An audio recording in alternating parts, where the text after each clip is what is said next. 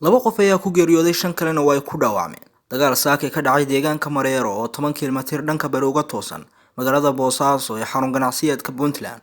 Wararka ayaa sheegaya dagaalku inuu yimid kadib markii ciidamada ammaanka ee Puntland ay howlgal ku qaadeen maleeshiyada reer tahriibta kuwaas oo lagu tumay dil shalay askari ka tirsanaa ciidamada madaxtooyada lagu geystay magaalada Boosaaso sida laga soo xigtay sarkaal dhanka amniga.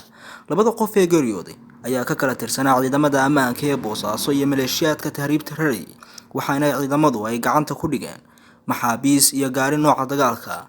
Ma jiro wax war oo ka soo baxay hay'adaha ammaanka ee Puntland dhawaan ayay ahayd markii ciidamo ka tirsan kuwa ammaanka uu ku jira askarigii shalay lagu dilay Boosaaso ay howlgal ku qaadeen deegaanka Mareero.